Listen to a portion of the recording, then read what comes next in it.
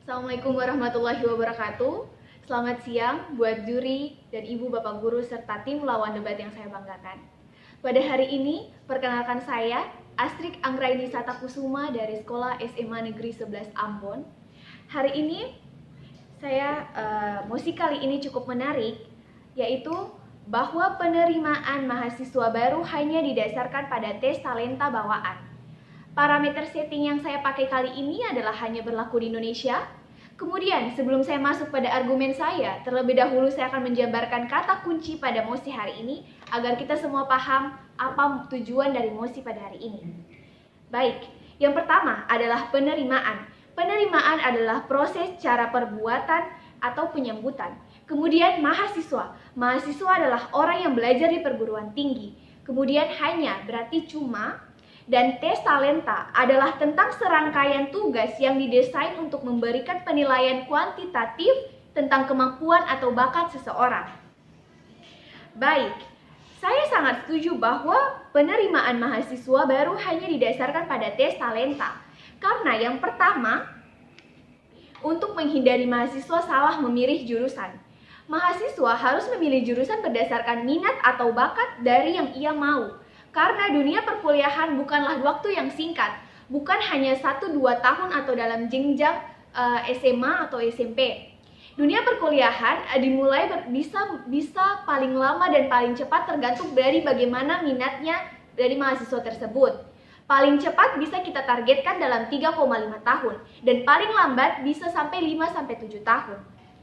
Baik, untuk menghindari adanya salah jurusan, maka kita harus memilih jurusan sesuai dengan bakat dan minat yang kita punya. Karena pada saat kita berkuliah, itu kita tidak akan malas karena jurusan yang kita pilih itu berdasarkan kegemaran atau hal-hal yang kita sukai. Baik, yang kedua, setiap orang memiliki bakat bawaan yang berbeda-beda dan unik, tentu saja. Sehingga apabila dia berkuliah di jurusan yang ia bakati, ia akan melakukannya dengan senang hati dan secara maksimal. Ia tidak melakukannya secara terpaksa. Karena jika kita berkuliah dengan memilih jurusan dari terpaksa atau kita mengikuti teman kita, seperti yang kita ketahui di Indonesia, rata-rata seorang mahasiswa untuk memilih jurusan, ia mengikuti berdasarkan temannya. Apa yang temannya memilih, maka ia ikuti karena dia merasa bahwa dia tidak mau sendirian di jurusan yang tidak terlalu dia sukai atau jurusan yang tidak terlalu dia mengerti. Dia lebih memilih mengikuti jurusan sesuai dengan temannya, yang penting dia mempunyai teman, dibanding dia harus sendiri mengikuti jurusan yang ia sukai. Baik, kemudian selanjutnya, dikutip dari jurnal umc.id.ac, dalam proses pemilihan calon mahasiswa saat ini, universitas hanya mengacu pada hasil prestasi belajar seorang anak, sehingga tidak mengetahui bakat atau minat dari calon mahasiswa tersebut. Hal ini berdampak ketika mahasiswa menjalani perkuliahan, itu ia akan mengalami prestasinya akan menurun, ia tidak akan semangat untuk ke kampus karena dia merasa bahwa ini bukan dunia dia. Kemudian kurangnya keseriusan dalam mengikuti pelajaran, bahkan banyak yang putus di tengah jalan akibat salah jurusan. Karena ia merasa ia sudah bosan dengan jurusan yang ia pilih sehingga ia memutuskan malas-malasan. Akibat dari malasan, nilainya turun. Kemudian akibat dari nilainya turun, ia tambah lebih menjadi malas lagi dan ia memutuskan untuk berhenti kuliah. Otomatis itu ia akan mengecewakan harapan orang tuanya. Yang tadinya orang tuanya berharap bahwa anaknya bisa kuliah dengan baik, bisa dibiayai dengan sempurna. Nyatanya anaknya mengecewakan orang tuanya karena ia salah memilih jurusan. Bisa juga ada orang tua yang memaksakan anaknya untuk mengikuti kuliah atau memilih jurusan itu berdasarkan kemauan orang tua yang pada dasarnya tidak disukai oleh anaknya. Yang pada dasarnya anaknya itu tidak mau memasuk jurusan tersebut. Entah karena itu bukan bakat atau minatnya. Kemudian,